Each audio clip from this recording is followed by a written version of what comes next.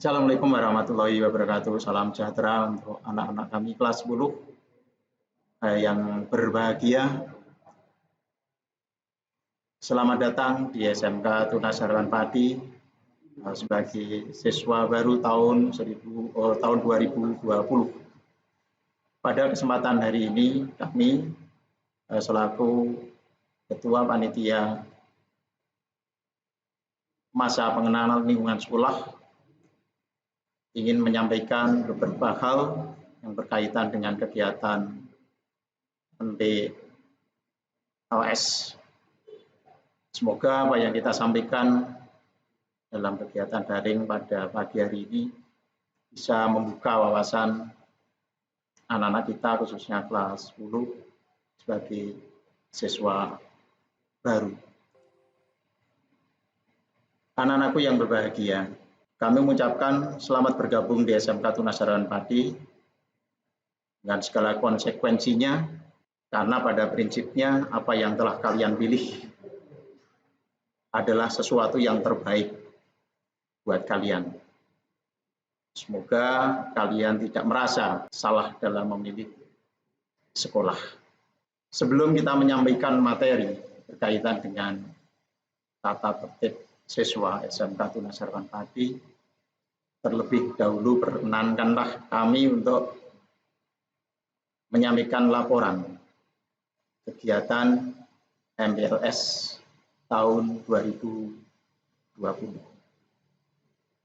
Anak-anakku yang berbahagia, kami selalu berdoa memohon kepada Tuhan Yang Maha Kuasa, meskipun kalian tidak hadir di sekolah, tapi saya yakin bahwa pada pagi hari ini kalian bergabung bersama kita melalui daring.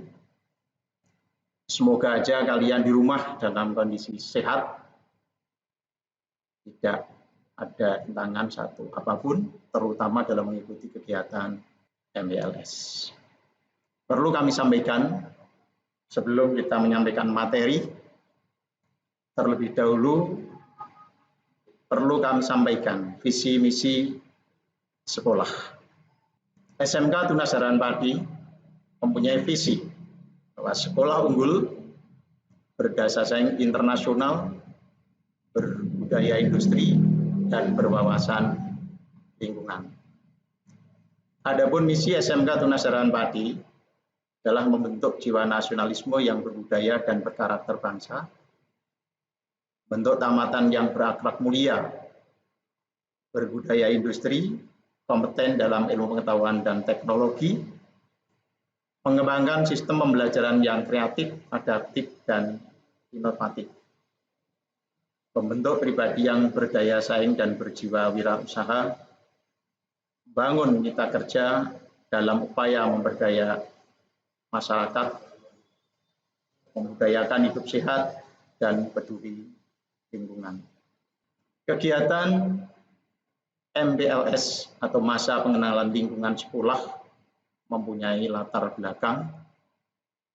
Kita memahami bahwa kalian berasal dari berbagai latar belakang yang berbeda,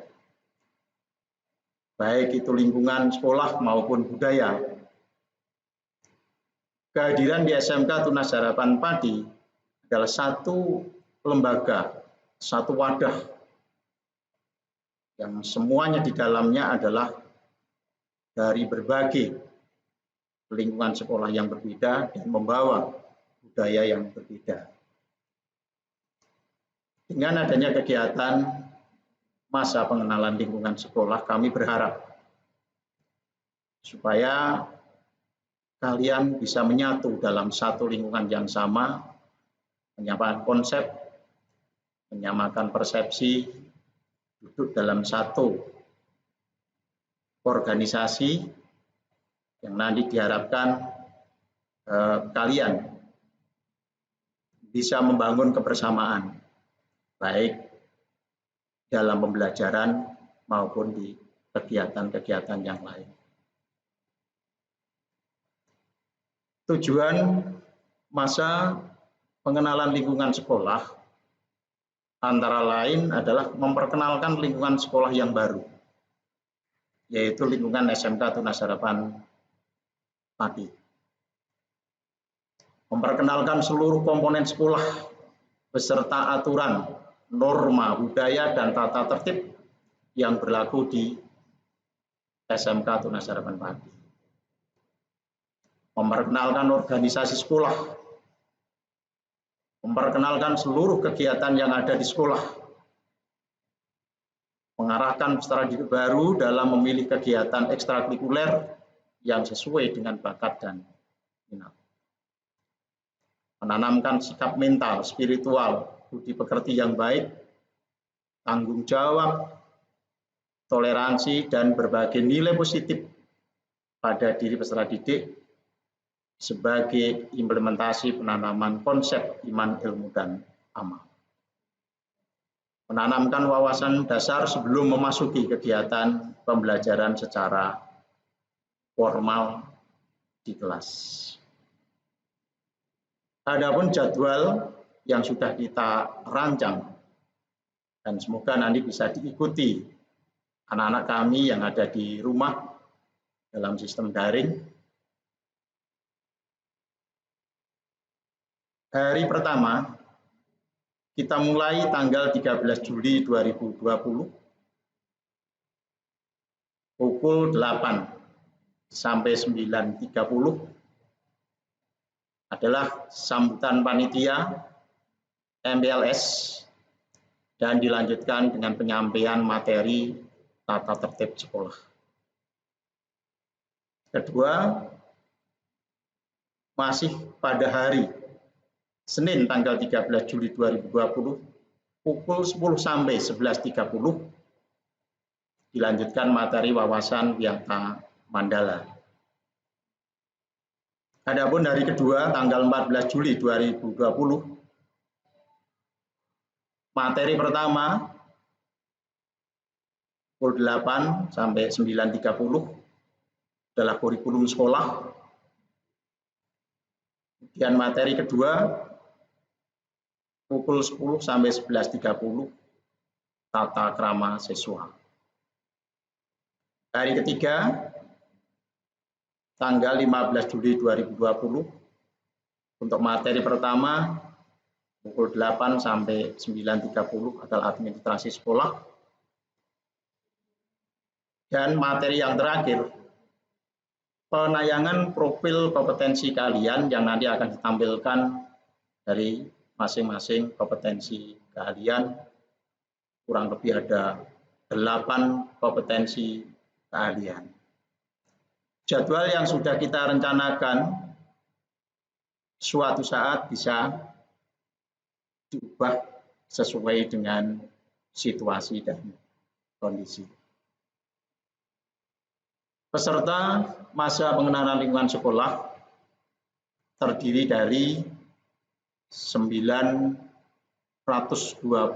siswa yang dirinci teknik pemesinan sebanyak 200 siswa, teknik pengelasan 119 siswa, teknik kendaraan ringan 200 siswa, teknik instalasi tenaga listrik atau teknik otomasi industri 147 siswa, teknik komputer jaringan 158 siswa, produksi film 26 siswa, multimedia 49 siswa, dan analisis pengujian laboratorium 33 siswa. Demikian rancangan masa pengenalan lingkungan sekolah peserta didik baru. Semoga sekilas informasi dari kami bisa bermanfaat untuk membantu siswa selama mengikuti kegiatan MPLS tahun 2020. Demikian sambutan dari kami selaku Ketua Panitia MDLS, dan untuk selanjutnya langsung kita sambung dengan materi tata tertib siswa.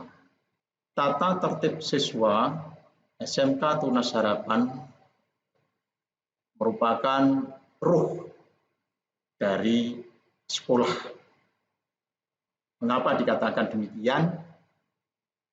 Dengan melaksanakan tata tertib siswa, berarti akan membantu proses pembelajaran dengan nyaman. Oleh sebab itu, hal-hal yang berkaitan dengan terlaksananya proses akan kita atur melalui berbagai macam cara yang kita tuangkan dalam pasal-pasal tata tertib siswa. Di antaranya pasal 1 bahwa siswa SMK Tunas Harapan wajib hadir 15 menit sebelum pelajaran dimulai, ditandai dengan dibunyikannya bel masuk jam pertama. Dalam pasal itu dijabarkan dalam ayat-ayat sebagai berikut. Pertama, 15 menit sebelum bel masuk dibunyikan, siswa harus sudah berada di lingkungan sekolah. Istilah harus sudah ada di lingkungan sekolah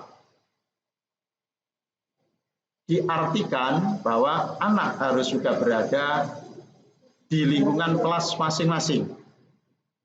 Sehingga pada saat bel dibunyikan, semua siswa sudah siap dengan segala konsekuensinya.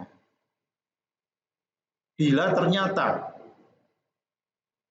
siswa itu terlambat, maka ada toleransi keterlambatan 5 menit.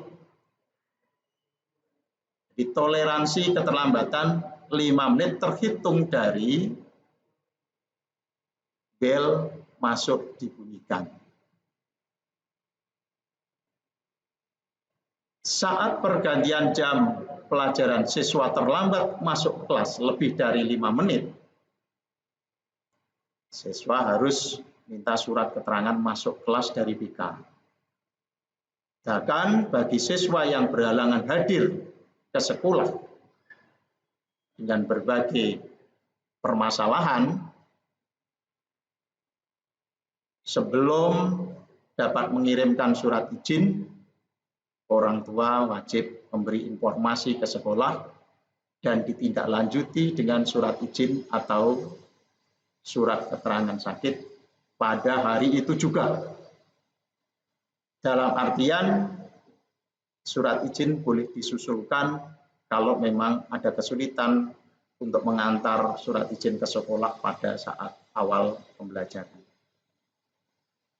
Itu adalah ayat-ayat yang mendukung tatib nomor 1 bahwa siswa hadir 15 menit sebelum pelajaran dimulai. Apa sanksinya apabila ketentuan-ketentuan itu dilanggar? Apabila pasal-pasal di atas dilanggar oleh siswa, konsekuensinya siswa akan mendapatkan sanksi pelanggaran. Pelanggar pasal 1 namanya. Ayat 1, ayat 2, ayat 3. Siswa dipulangkan dan memanggil orang tua atau wali hari itu juga. Bila orang tua atau wali siswa tidak dapat datang hari itu juga, siswa tidak diperbolehkan masuk sekolah dan dinyatakan tidak masuk tanpa keterangan atau T. Oleh sebab itu, untuk menghindari agar tidak terjadi siswa tidak masuk tanpa keterangan, apabila pelanggaran itu terjadi karena rintangan di perjalanan, Umpamanya kendaraan rusak, mungkin ban bocor dan sebagainya, maka siswa diwajibkan berkomunikasi dengan BK supaya dicatat, tapi tetap siswa harus mendatangkan orang tua. Melanggar pasal 1 ayat 14, siswa diperingatkan dan disarankan segera minta surat keterangan ke BK, minta rekomendasi masuk kelas. Ini terjadi pada saat perubahan atau pergeseran atau perpindahan jam pembelajaran. Namun demikian, bila pelanggaran itu dilakukan lebih dari 2 kali, siswa wajib diberi sanksi sesuai dengan pelanggaran dan menjadi tanggung jawab guru yang bersangkutan. Pelanggar pasal 1 ayat 15, siswa dinyatakan tidak masuk tanpa keterangan. Apa yang dimaksud dengan pasal 1 ayat 15? Mari kita lihat, kita cek kembali. Berhalangan hadir ke sekolah dan belum mengirim surat izin. Ini yang sering terjadi pada saat anak sakit mendadak. Anak sakit tidak ada yang dimintai bantuan untuk mengantar surat izin. Dan ini sering terjadi. Nah, untuk mengantisipasi hal itu, apa yang harus kita lakukan? Supaya anak tidak dinyatakan tidak masuk tanpa keterangan. Orang tua wali siswa belum bisa mengantar suratnya. Sementara pembelajaran sudah dimulai. Surat belum sampai ke BK. Nah, ini peran bimbingan konseling sangat dibutuhkan supaya bisa memanggil, berkomunikasi, memberi informasi dari orang tua kepada BK atau dari guru mata pelajaran memberikan info kepada BK untuk ditindaklanjuti ke orang tua. Kalau memang itu tidak bisa dilakukan dan anak terpaksa harus tidak masuk tanpa keterangan pada hari itu, maka konsekuensinya harus mengirim surat keterangan menyusul dan harus ditindaklanjuti minta tugas kepada guru pengampu atau guru yang mengajar. 2. Mengikuti kegiatan intrakurikuler yang sudah ditetapkan oleh sekolah. Semua siswa wajib mengikuti kegiatan intrakurikuler sesuai dengan jadwal yang telah ditetapkan. Kesalahan membaca jadwal yang mengakibatkan siswa tidak mengikuti pembelajaran tertentu dianggap tidak masuk. Meninggalkan pelajaran, tidak kembali sampai kegiatan belajar mengajar selesai, siswa dianggap bolos. Bila hal ini dilakukan lebih dari 2 kali, wajib menerima sanksi, orang tua dipanggil dan siswa membuat surat peringatan atau SP. Kalau hal ini terjadi 2 kali, respon sekolah akan memanggil orang tua dan harus menulis surat peringatan.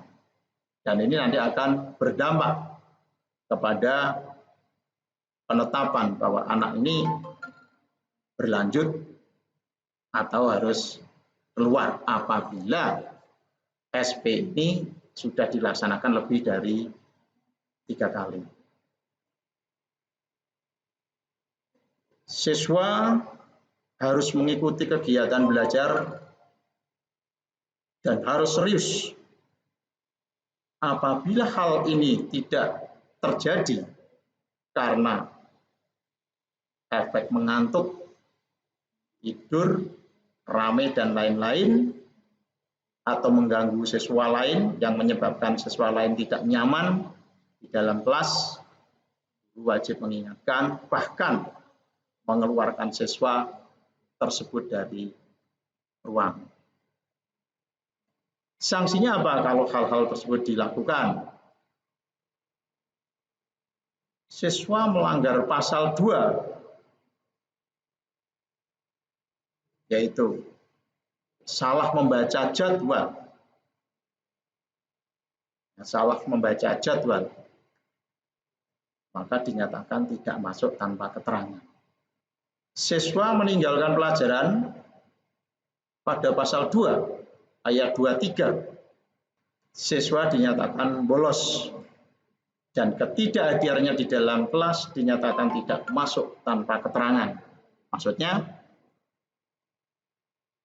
kalau anak pulang sebelum jadwal selesai, berapapun ketentuannya, bisa 1 jam, bisa 2 jam terakhir, maka tetap itu dinyatakan bolos. Bahkan 15 menit sebelum bel terakhir, anak meninggalkan ruang dan tidak kembali sampai bel terakhir dibunyikan, maka dikategorikan anak itu bolos, khusus untuk jam terakhir.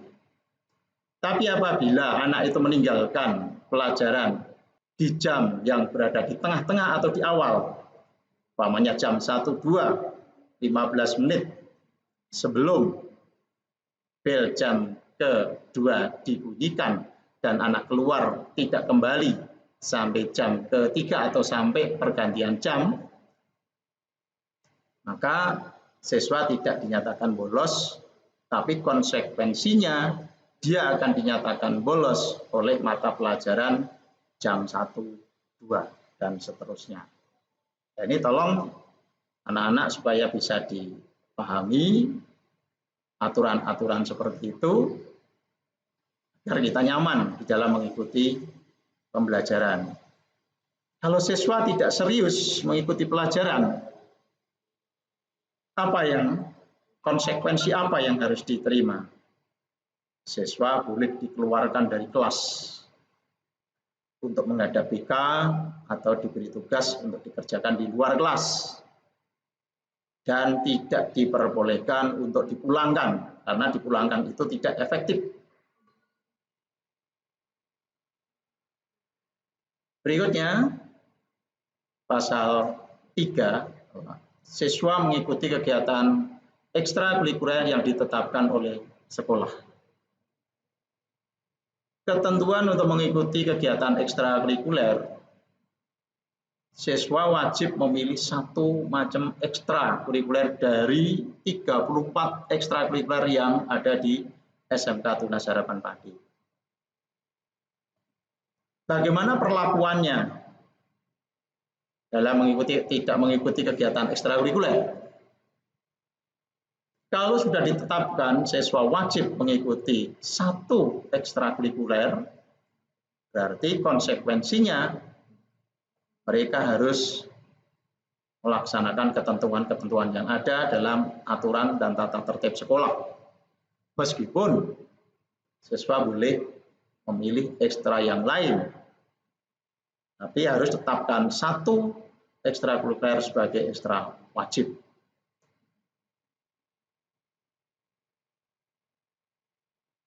Siswa wajib mengikuti kegiatan ekstrakurikuler minimal 98% dari jumlah tatap muka. Sama seperti halnya kegiatan intrakurikuler. Kehadiran mengikuti ekstrakurikuler diperhitungkan dalam pengisian blanko ketuntasan belajar di akhir semester. Bahkan nilai ekstrakurikuler masuk ke dalam raport. Ketentuan-ketentuan dalam hal mengikuti ekstrakurikuler apabila itu dilanggar, apa sanksinya?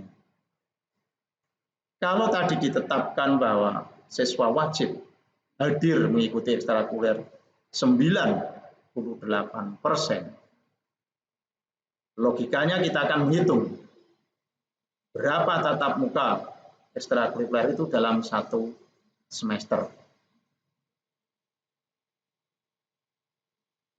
Sehingga kita akan menentukan berapa jumlah yang harus diikuti dan berapa toleransi yang bisa ditinggalkan atau izin, baik itu sakit maupun ada keperluan yang lain. Apabila hal itu tidak dilaksanakan, resikonya sama seperti pembelajaran intrakurikuler. Siswa tidak boleh mengikuti kegiatan tes semester sama seperti intrakurikuler.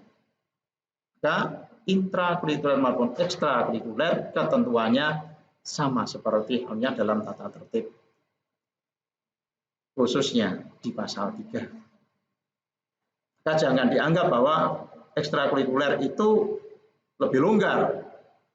Kalau di SMK Tunas Harapan tidak ada istilah lebih longgar, karena ketentuan-ketentuan itu sudah diatur di dalam pasal-pasal di tata tertib. 4. Menjadi anggota OSIS. Pasal 4 tata tertib SMK Tunas Harapan Padi adalah menjadi anggota OSIS. Semua siswa SMK Tunas Harapan Padi pasti menjadi anggota OSIS. Namun pada hal tertentu, siswa yang terpilih menjadi pengurus OSIS ditetapkan sesuai aturan yang ada. Karena semua siswa menjadi anggota OSIS, berarti semua siswa wajib memiliki kartu OSIS.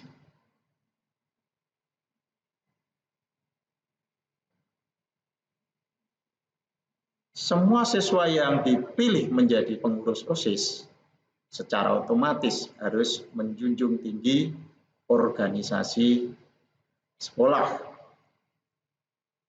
Apabila ketentuan-ketentuan itu dilanggar, seperti pasal 4 ayat 1, kapan siswa itu tidak menjadi anggota OSIS? Ya secara otomatis kalau siswa itu dinyatakan keluar. Melanggar pasal 4 ayat 2, siswa dikeluarkan dari pengurus OSIS. Melanggar pasal 4 ayat 3, apabila suatu hal kartu itu hilang, maka siswa wajib lapor kepada pembina OSIS dan selanjutnya mendaftarkan diri untuk membuat kartu baru. Resikonya biaya ditanggung siswa sepenuhnya, berapapun jumlahnya. Siswa yang tidak mempunyai kartu OSIS selama menjadi siswa di SMK Tunas Harapan Padi karena hilang atau hal yang lain, maka keberadaannya tidak diakui dan tidak akan menggantikan dengan surat keterangan bila sewaktu-waktu siswa tersebut membutuhkan. Oleh sebab itu kami harap anak-anak kami, kalau kartu OSIS itu hilang, ya konsekuensinya harus segera lapor dan segera diperbaiki. Karena sekolah jelas memfasilitasi hal itu. Pasal 5, menjadi anggota perpustakaan. Kebutuhan keterpenuhan terhadap pelayanan perpustakaan diatur di dalam pasal-pasal di tata tertib. Bahwa semua siswa harus menjadi anggota perpustakaan sekolah dan itu dibuktikan harus memiliki kartu perpustakaan.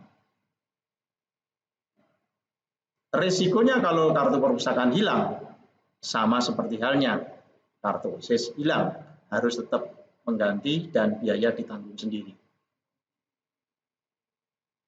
Yang lebih unik lagi dalam hal pemenuhan kebutuhan perpustakaan di SMK Tunas Harapan, semua siswa wajib meminjam buku perpustakaan minimal. Jadi di sini ada ketentuan batas minimal 5 kali dalam 1 semester.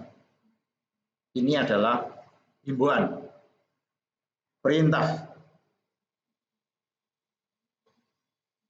Ketentuan yang lain, selama meminjam buku wajib menjaga keamanan, kebersihan, dan keutuhan buku. Bahkan ketentuan yang ada di perpustakaan harus taati. Pemanfaatan perpustakaan maya sesuai dengan aturan yang telah ditetapkan. Apabila hal itu dilanggar, permasalahan yang akan dihadapkan pada siswa, contohnya tidak mempunyai kartu perpustakaan. Ya secara otomatis berarti siswa itu bukan siswa SMK Tunas Harapan Pati.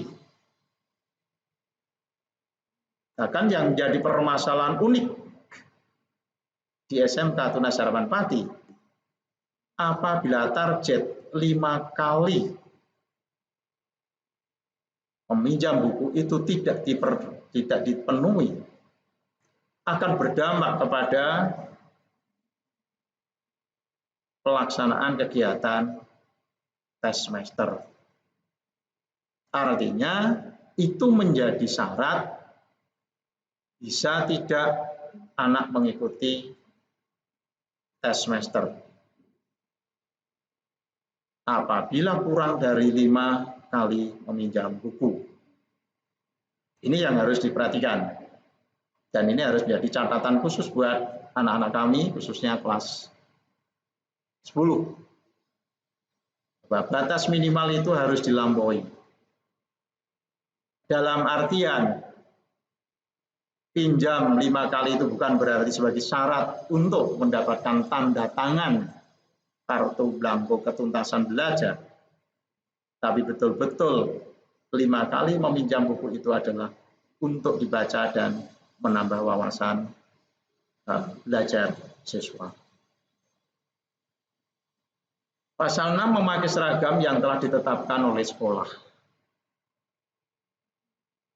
Memakai seragam yang telah ditetapkan oleh sekolah. SMK Tunas Harapan Pati mempunyai 3 jenis seragam, yaitu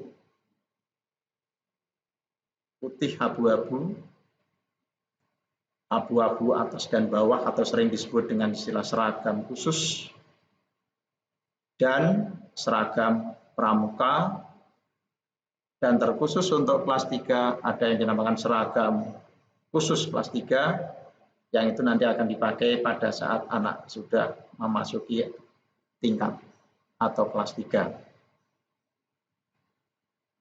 Beserta dengan penggunaan atribut-atribut yang lain. Satu contoh di ayat 1, siswa wajib memakai topi saat mengikuti upacara. Artinya, di saat anak tidak mengikuti upacara, siswa tidak diperbolehkan memakai topi. Jadi sekali lagi saya tegaskan, di saat anak tidak mengikuti upacara, tidak diperbolehkan memakai topi. Karena topi hanya dipakai pada saat upacara.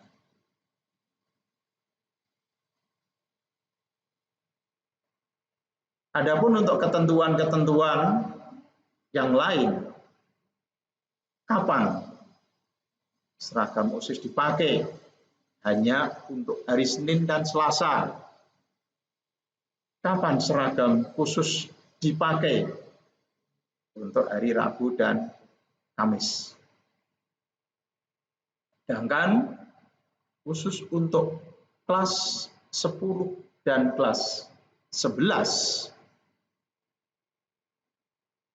siswa wajib memakai seragam pramuka standar.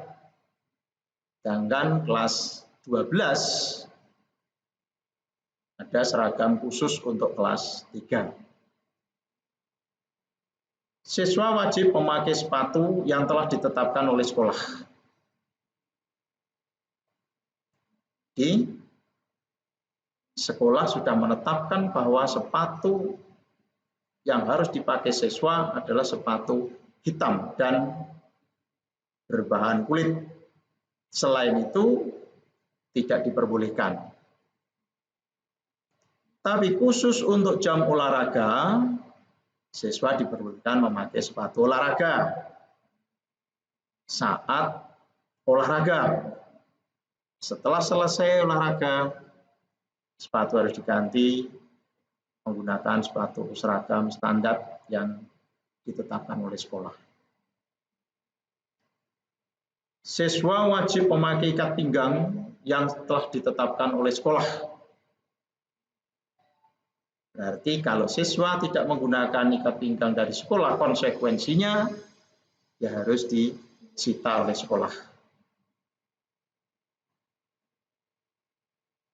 Berkaitan dengan aturan memakai kaos kaki,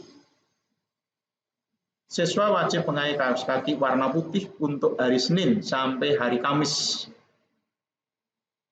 Sedangkan berwarna hitam untuk hari Jumat dan Sabtu. Siswa wajib memakai seragam praktek saat melaksanakan praktek di bengkel atau di laboratorium.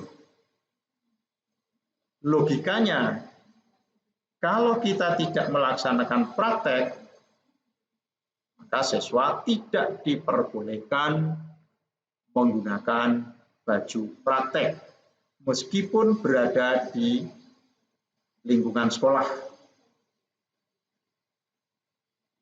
Siswa wajib membawa dan memakai pakaian olahraga saat jam olahraga. Konsekuensinya kalau tidak membawa, berarti tidak diperbolehkan ikut olahraga.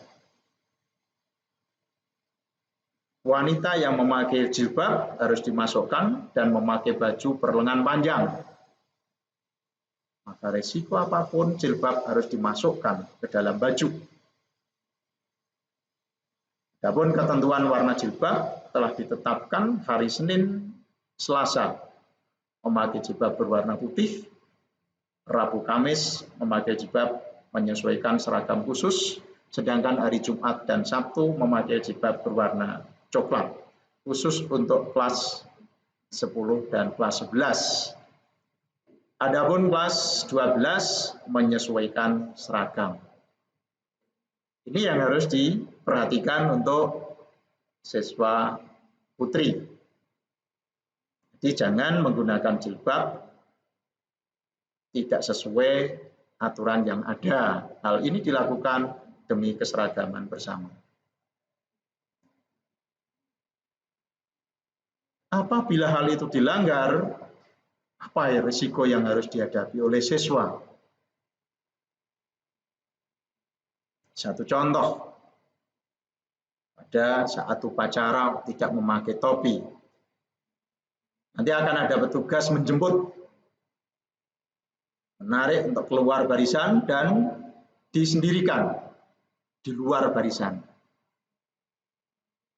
Dan mereka diwajibkan untuk segera memberi topi setelah upacara selesai.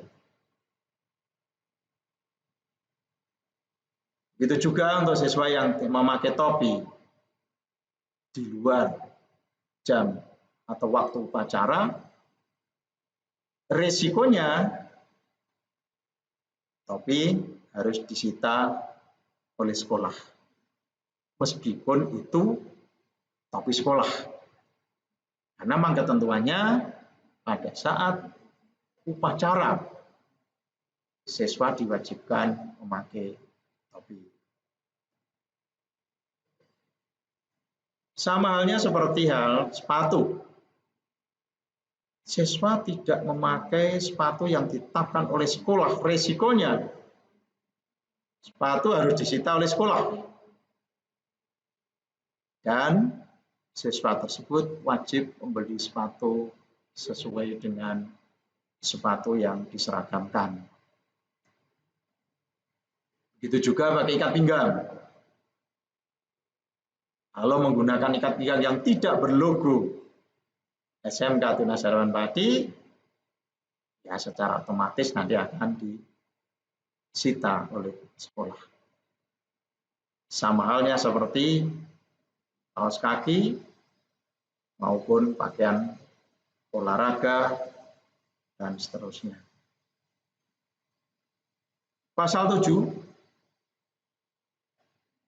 semua siswa diwajibkan berpenampilan rapi, rambut dipotong bros untuk pria dan dipotong pendek di atas bahu untuk wanita. Siswa harus berpenampilan rapi, rambut dipotong bros untuk pria. Batasan untuk potong bros itu seperti apa? Jadi potong bros itu ditetapkan pada ukuran depan 2, atas 1, belakang 0. Apa yang dimaksud angka 210? 210 itu adalah ukuran sepatu alat potong. Ya, ketentuan dipotong bros bila kita potong di tempat potong rambut, salon, dan sebagainya, harus bisa menentukan ukuran 210. Itu adalah ukuran sepatu alat potong. Sedangkan untuk perempuan yang tidak berjilbab, rambut dipotong pendek di atas bahu. Dan uniknya tidak boleh diikat. Jadi tidak boleh diikat. Rambut tidak boleh disemir. Bahkan memakai aksesoris kadang-kadang menjadi prinsip supaya berpenampilan bagus. Tapi berbeda dengan di SMK Tunas Harapan Padi. Memakai aksesoris apapun bentuknya tidak diperbolehkan. Apalagi aksesoris itu berbahan dari emas. Sangat tidak diperbolehkan karena apa? Itu akan mengundang risiko. Bentuk pakaian pada saat kita daftar ulang menjadi siswa SMK Tunas Harapan Padi sudah ditetapkan dalam gambar bahwa panjang celana harus sampai mana, panjang rok harus sudah sampai mana, untuk pria lengan pendek harus menutup siku. Itu ketentuan-ketentuan yang sudah ditetapkan dalam gambar atau model pakaian. Maka kalau hal itu dilanggar, satu contoh, umpamanya celana berukuran kecil, atau orang keren mengatakan pensil. Ya jelas, jangan salahkan kalau sekolah mengambil sikap bahwa itu akan dipotong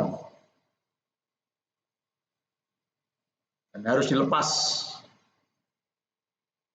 dan harus ganti celana yang standar dan harus dikumpulkan di sekolah, diserahkan ke sekolah.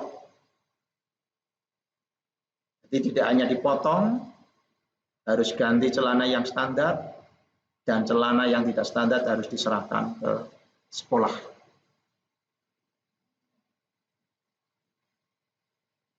Pakaian yang terdapat coret-coret, apapun bentuk coretnya yang tidak ditentukan oleh sekolah,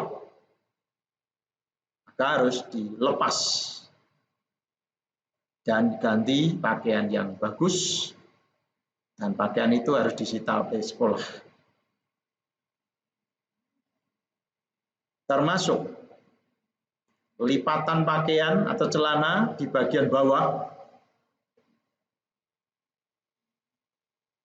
yang mestinya harus dijahit dengan rapi, tapi kalau tidak dijahit, maka harus disita oleh sekolah. Kuku kadang-kadang menjadi identitas kebanggaan. Tapi kalau kukunya panjang, ya harus dipotong. Karena itu akan mengganggu aktivitas. Apalagi kuku itu diwarnai, baik itu pria maupun wanita, maka harus dibersihkan sampai warna kuku yang asli tampak. Bersolek, berhias bagi siswa perempuan adalah satu kebanggaan dan itu satu tampilan yang menarik. Selama menjadi siswa SMK Tunas Harapan Pati, khususnya yang perempuan, maka tidak diperbolehkan berhias atau bersolek yang berlebihan. Apa resikonya kalau itu dilakukan? Ya harus dihapus dan dibersihkan sebelum masuk lingkungan pembelajaran. Yang kedelapan adalah membayar dana pendidikan yang sudah ditetapkan oleh sekolah. Ketentuan untuk membayar dana pendidikan sudah diatur oleh ketentuan-ketentuan di sekolah. Yang terpenting bagi pasal 8 ini adalah karena yang punya tanggung jawab membayar dana pendidikan itu adalah orang tua, maka siswa hanya dimintai pertanggungjawaban apabila angsuran itu belum diselesaikan, supaya menginformasikan kepada orang tua agar hadir ke sekolah untuk menyampaikan informasi sudah membayar atau belum. Hal ini dilakukan untuk mengecek kejujuran siswa. Jangan sampai nanti sudah diberi orang tua, tidak sampai sekolah, kemudian digunakan untuk kepentingan pribadi siswa. Kalau hal itu terjadi, tidak atau memungkinkan anak bisa dikeluarkan dari sekolah kalau itu sudah sampai batas yang berlebihan. 9. Menjaga keamanan kelas dan lingkungan sekolah. Maka di sana perlu dibentuk tim keamanan kelas.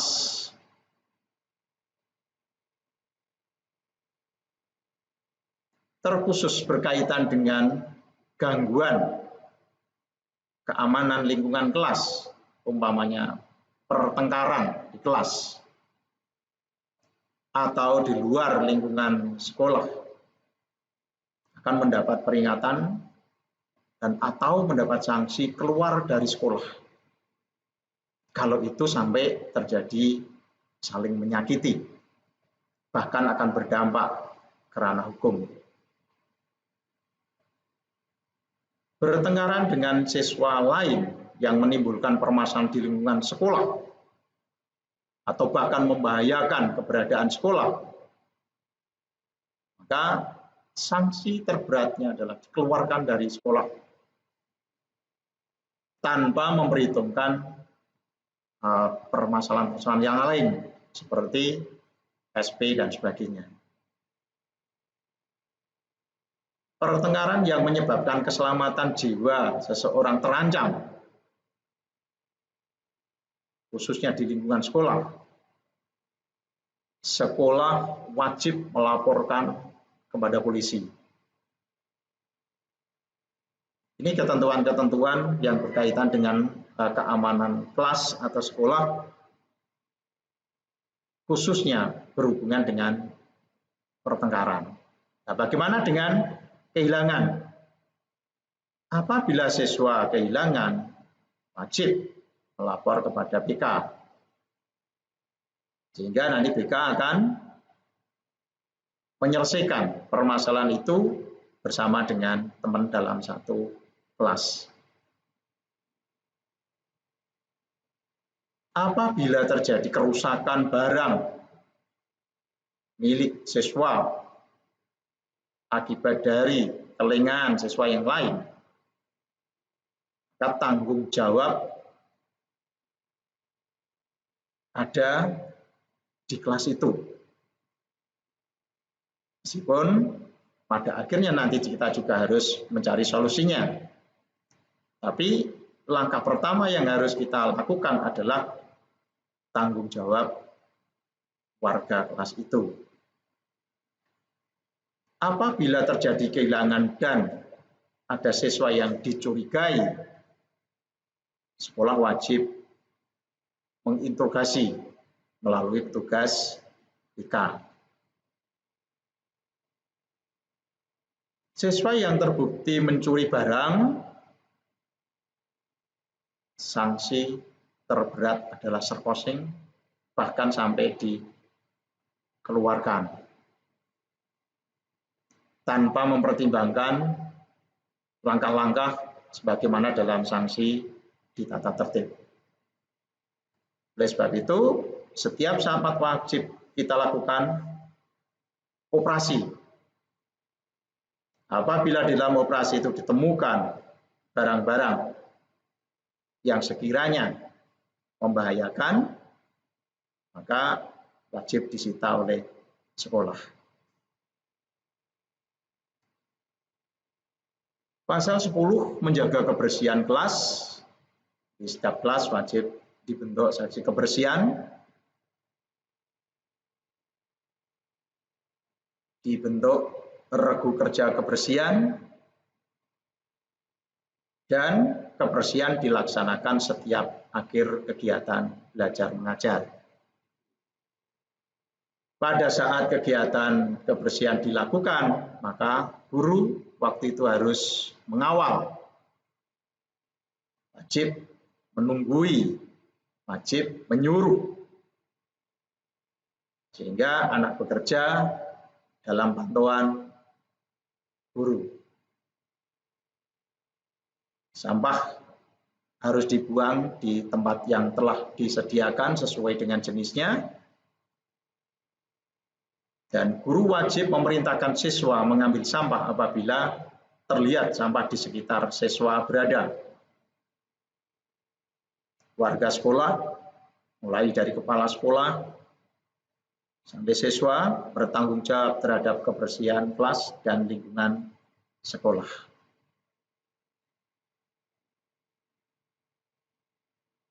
Sebelas, menjaga ketertiban kelas dan lingkungan sekolah.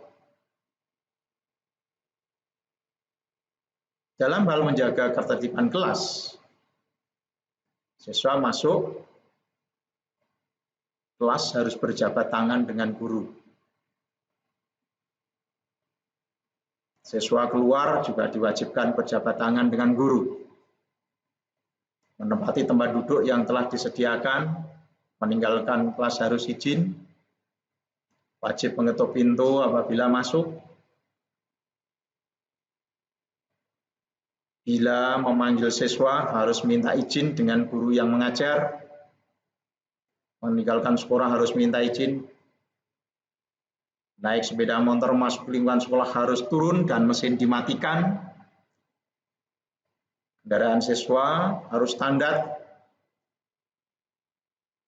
Semua itu pelanggaran-pelanggaran itu apabila dilakukan risikonya, kalau masuk tidak mengetuk pintu mungkin diperingatkan, dihimbau.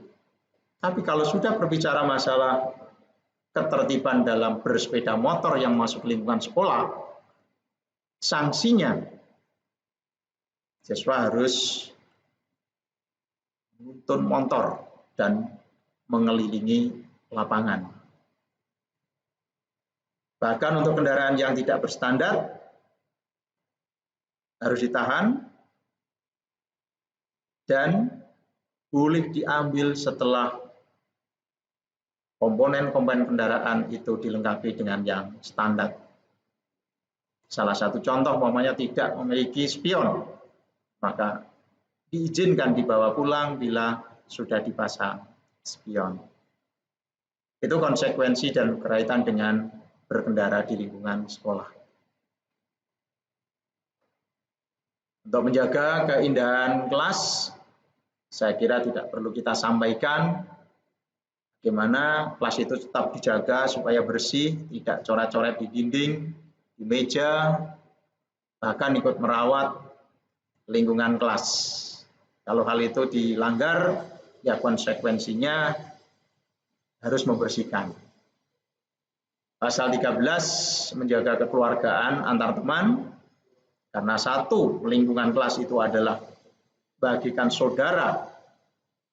Ya tentunya kita harus jaga kekeluargaan itu saling membantu, saling menjaga, saling mengingatkan, supaya tidak terjadi perbedaan-perbedaan yang bisa mengakibatkan pertikaian. Melindungi antar teman, menghormati, dan sebagainya. Pasal 14, menjaga keindahan kelas, menanam tanaman hias, merawat tanaman hias, dan menjaga melindungi tanaman yang ada di sekitar kelas. Dan itu harus dilakukan, termasuk merawat, menyiram, memupuk, dan sebagainya. Menjaga kesehatan, untuk pasal 15. Di SMK Tunas Harapan telah muncul budaya bahwa melakukan pemanasan setiap mengawali pembelajaran, khususnya pembelajaran di bengkel atau produktif.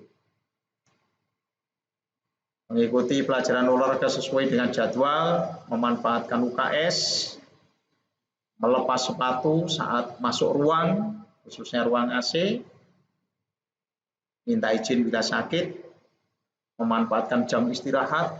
Jadi saat jam istirahat tidak diperbolehkan di dalam kelas, semua harus keluar dari kelas, tidak meludah di sembarang tempat, buang riak di sembarang tempat, merokok, melukai diri, melapor bila sakit, dan membiasakan memakai pakaian yang bersih. Itu sifatnya himbauan kalau itu dilanggar. Menjaga dan merawat barang-barang inventarisasi kelas, otomatis kita harus merawat dengan baik. Kita anggap bahwa barang-barang itu adalah bermanfaat bagi kita. Kita manfaatkan untuk pembelajaran supaya nyaman, pembelajaran bisa nyaman, tidak terganggu, semua peralatan dirawat dengan baik. Pasal 18, melapor kepada guru piket, BK, guru bidang studi jika meninggalkan jam pelajaran. Sudah sebagaimana sudah kita cantumkan di depan, bahwa siswa meninggalkan ruang harus lapor, siswa masuk ruang harus lapor, meninggalkan sekolah harus lapor dengan BK, siswa minta surat keterangan meninggalkan kelas, surat keterangan meninggalkan sekolah. Nah, ini tolong untuk dilaksanakan dengan baik, kerjasama dengan baik dengan BK, guru mata pelajaran, supaya ketidakberadaan kita di dalam kelas itu tidak menjadi masalah. Pasal 19, memberitahu sekolah apabila berhalangan hadir. Secara otomatis, kalau kita tidak bisa hadir di sekolah, kita harus memberitahu pada sekolah melalui telepon, surat izin. Bahkan khusus untuk surat izin, hanya diperbolehkan surat izin yang dikeluarkan dari sekolah.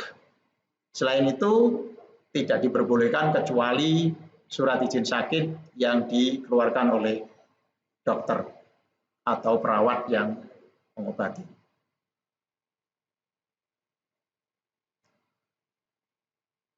Apabila anak sakit dan tidak dapat mengirimkan izin ke sekolah, maka orang tua dapat mengizinkan melalui telepon seperti yang tadi kita sampaikan, tapi harus tetap ditindaklanjuti menggunakan surat izin, meskipun surat izin itu dikirim terlambat, tapi tetap harus dikirim hari itu juga. 20, membawa perlengkapan belajar sendiri. Setiap siswa wajib membawa perlengkapan belajar sendiri.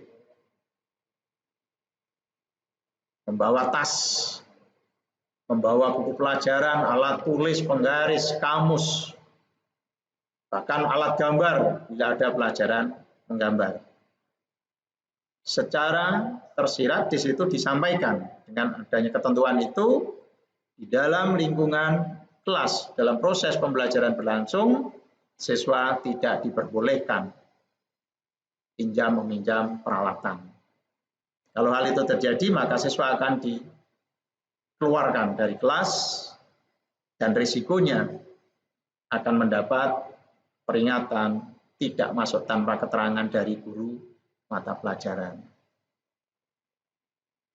Memakai sepatu hitam sudah tadi kita sebutkan dalam hal kerapian di depan, sepatu yang sudah ditetapkan dari sekolah, silakan dipakai, dirawat dengan baik.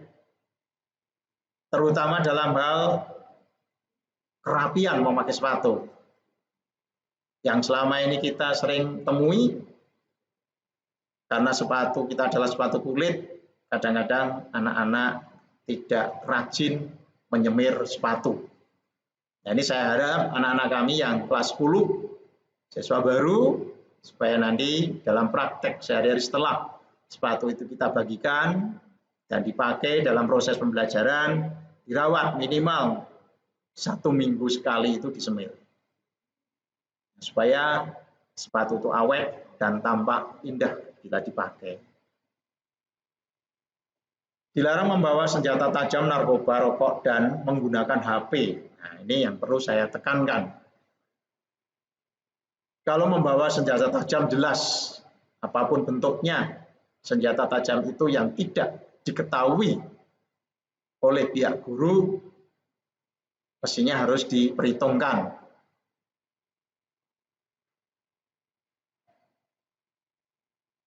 Apalagi menyimpan. Menyimpan untuk keperluan apapun tidak diizinkan. Sama seperti membawa narkoba, menyimpan narkoba, memperdagangkan narkoba di lingkungan sekolah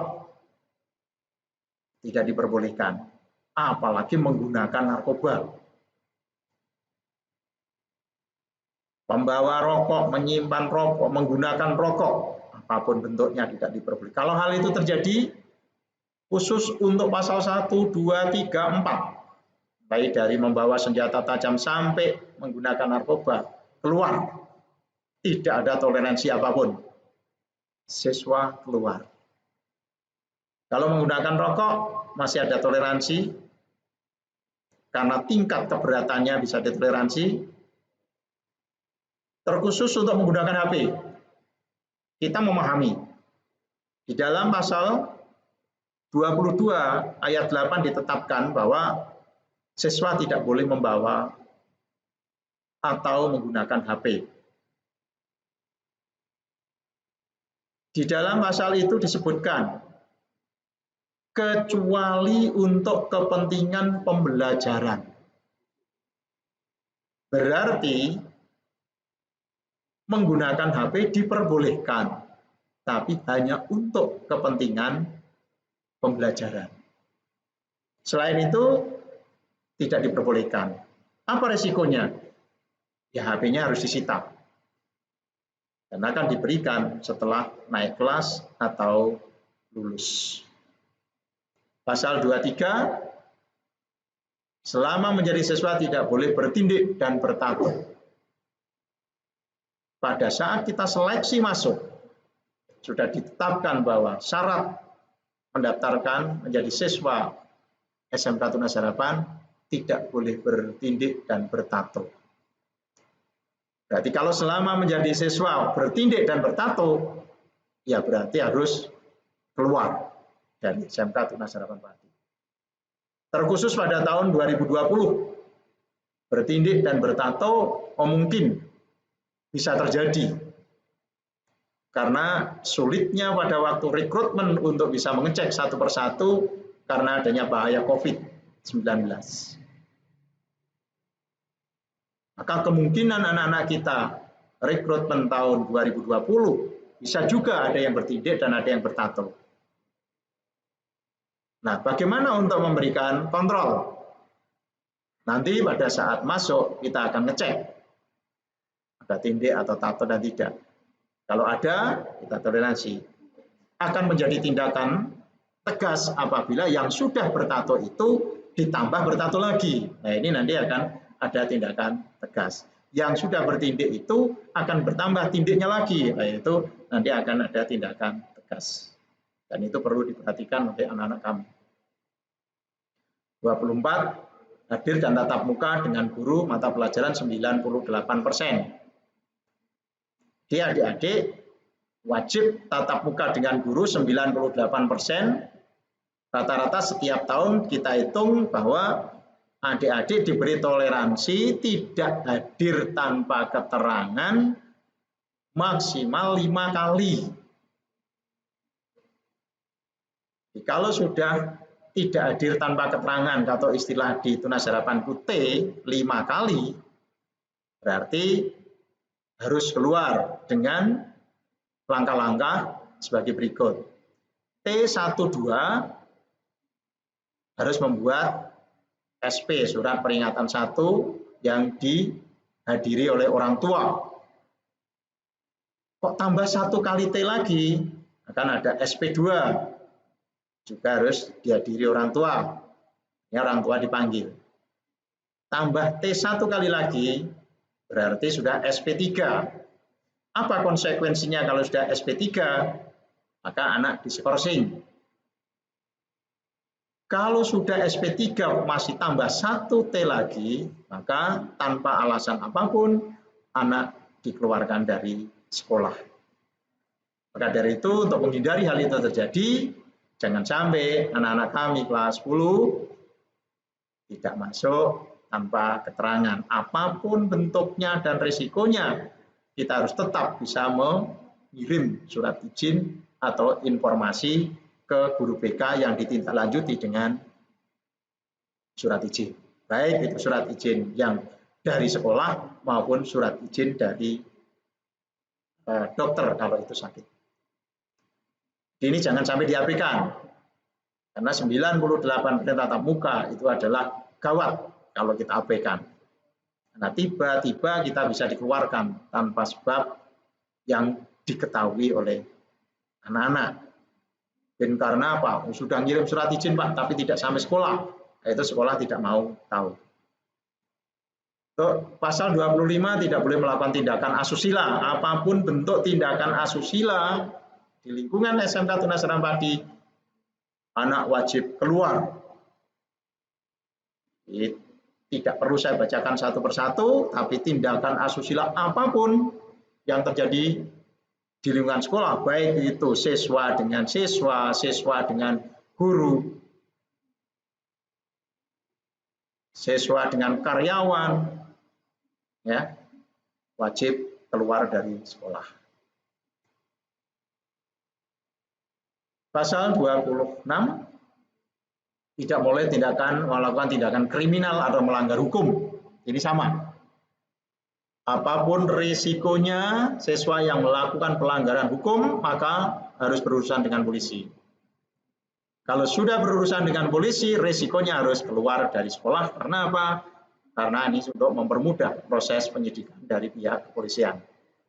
Di Tunas Harapan tidak mau mempunyai siswa yang berurusan dengan polisi karena melakukan tindakan kriminal.